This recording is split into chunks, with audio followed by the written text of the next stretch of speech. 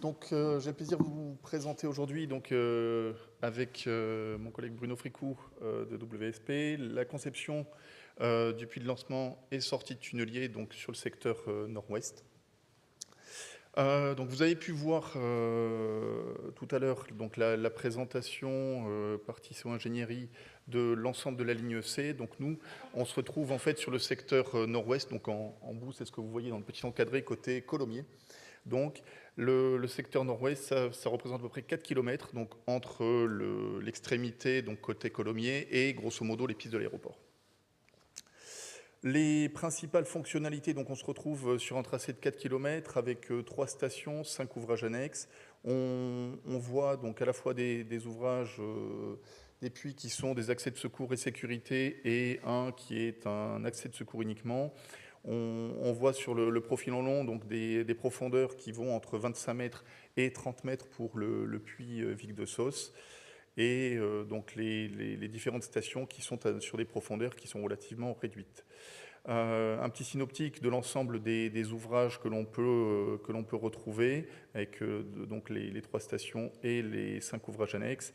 Et donc on va démarrer la présentation avec la configuration particulière que l'on a sur le secteur nord-ouest, c'est l'ouvrage de lancement du tunnelier. Donc l'ouvrage qui s'appelle le puits PCG pour puits Colomiers-Gare est un ouvrage en parois moulées de 35 mètres de long, 15 mètres de large et 24 mètres de profondeur, donc relativement réduit pour un puits de lancement, avec des parois moulées d'1 mètre qui descendent jusqu'à 33 mètres de profondeur. Et il est réalisé à ciel ouvert, c'est-à-dire qu'on va faire les parois moulées, on terrasse jusqu'au fond de fouille, en butonnant au fur et à mesure. On réalise le radier qui nous permet de supprimer les premiers lits de boutons pour mettre en place le tunnelier. Et on doit attendre la sortie de celui-ci pour faire le GC à la remontée des dalles intermédiaires et de la dalle de couverture. Un contexte géologique qui est relativement classique dans la région toulousaine, une couverture d'alluvions de 6 mètres d'épaisseur à peu près, au-dessus d'une molasse avec des passes plus ou moins sableuses ou plus ou moins argileuses. Et enfin, une emprise de chantier qui s'avère relativement petite et relativement contrainte, avec au sud les voies SNCF et la gare de Colomiers, et une passerelle qui permet d'enjamber les voies SNCF et d'assurer une continuité piétonne entre les deux côtés, qui longe notre emprise de chantier. À gauche, des ateliers SNCF que dans un premier temps, on pensait pouvoir utiliser et dont l'emprise n'a pas pu être récupérée. Au nord, des immeubles bâtis de 5-6 étages. Et à l'est, la zone de la station Colomiers-Gare, avec entre les deux l'emprise de la station et l'emprise du puits de départ, une nécessité de conserver systématiquement la desserte de la gare pour les piétons, pour les véhicules de la SNCF et pour les secours. Donc une fois qu'on a rempli l'emprise avec les installations de chantier en phase creusement du tunnelier, on se rend compte que c'est bien rempli. Juste au nord de la boîte, une zone conséquente pour le stockage des voussoirs. À gauche, une zone que l'entreprise trouvera toujours trop petite pour les stocks de déblais, réalisés sous forme de bacs de déblais en pale-planche jusqu'à 7 mètres de profondeur. Et sur le reste de l'emprise où on peut, la base vie, un atelier magasin, une tour à bande, des silos pour permettre la réalisation du mortier.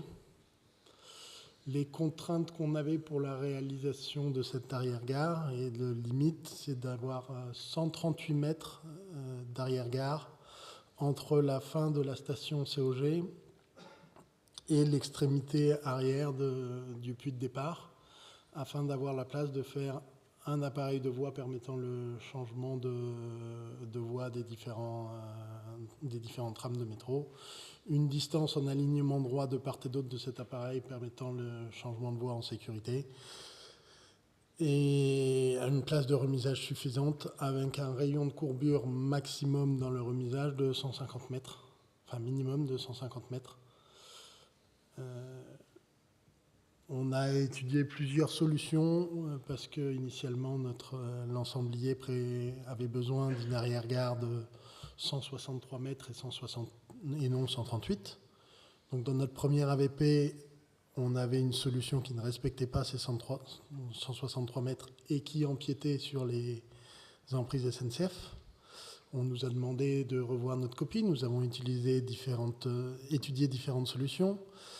Un puits de sortie de l'autre côté des voies SNCF, un puits de sortie au niveau des voies SNCF, et les K3 et 4, un ouvrage en forme de virgule, donc avec un rayon de courbure dans l'ouvrage pour permettre un allongement de la zone de remisage, et un ouvrage fait qui s'évase pour permettre un puits de sortie d'un côté et le reste du remisage de l'autre côté. On a conservé 3 solutions sur lesquelles on a fait des études préliminaires, conduisant à des surcoûts notables, tout en ne respectant pas soit les contraintes d'emprise SNCF, soit les contraintes vis-à-vis des appareils de voie. Et on est revenu à une solution en variante 2 qui respecte toutes les contraintes, sauf l'arrière-gare de 163 mètres, pour revenir à une arrière-gare de 138 mètres. En complément comme contrainte sur ce puits de départ du tunnelier, on doit avoir la possibilité dans le futur de prolonger la ligne C plus loin vers Anjaca, et donc de pouvoir permettre la sortie d'un futur tunnelier dans le puits actuel. Alors sortie relativement réduite parce que ça doit se faire avec le tunnel qui reste en service. Donc un décalage de l'arrière-gare pour réduire l'arrière-gare et une zone de 6 mètres de long pour permettre le démontage de la roue de coupe, le démontage du tunnelier et son évacuation.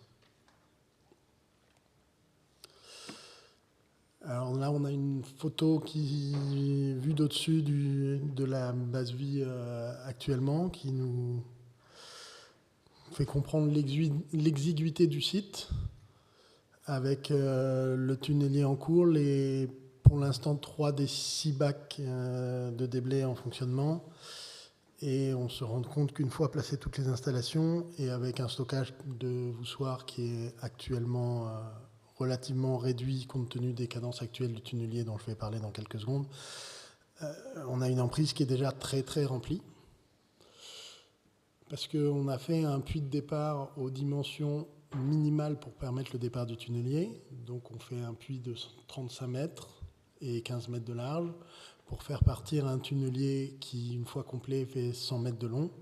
Ça veut dire qu'on avance en mode très fortement dégradé. Et donc on a des cadences sur la première phase de 100 mètres entre le puits de départ et la station de Colomiers, qui nous permettra ensuite de monter le tunnelier complet, qui sont de l'ordre de 2,50 mètres par jour, là où les cadences en mode nominal seront d'une vingtaine de mètres.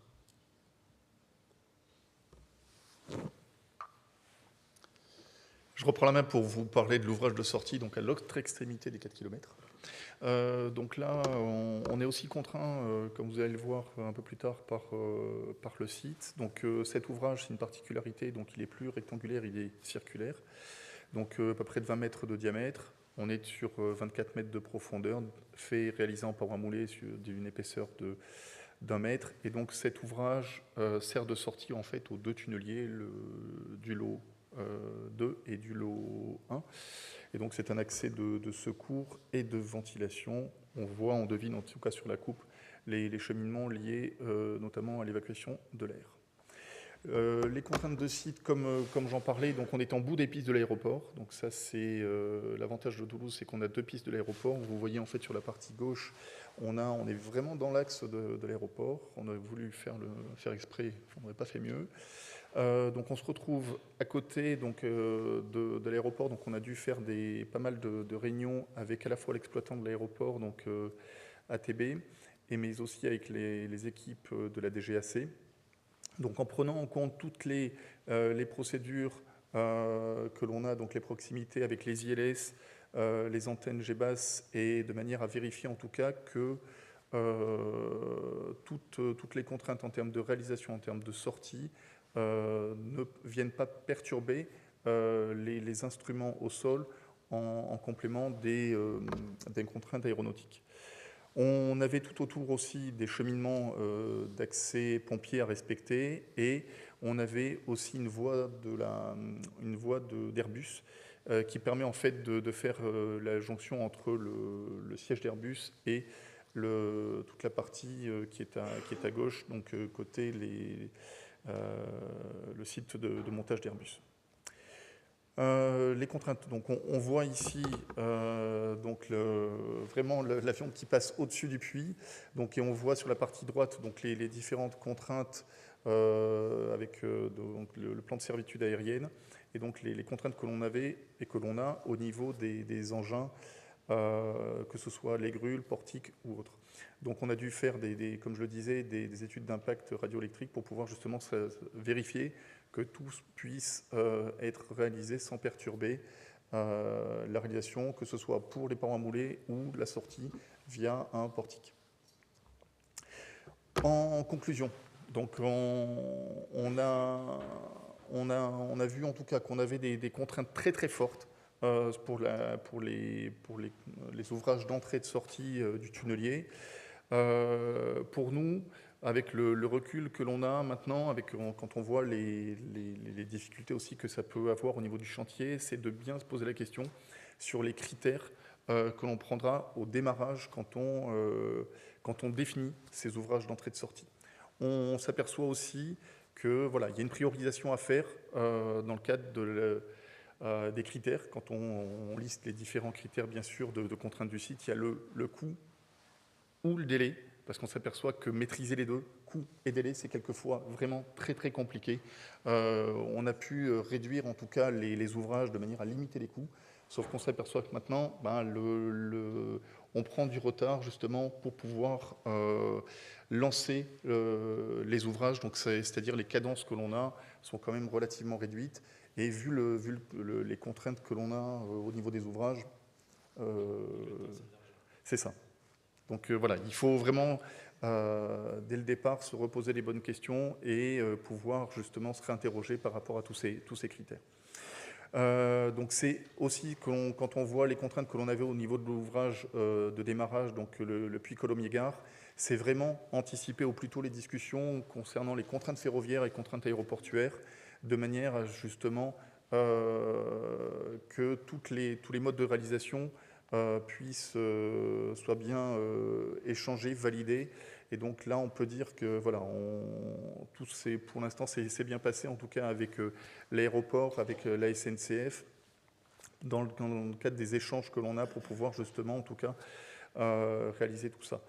Ensuite, on a en termes c'est l'optimisation aussi des contraintes d'emprise en site urbaine, de manière à se réinterroger sur les dimensions juste suffisantes pour le tunnelier.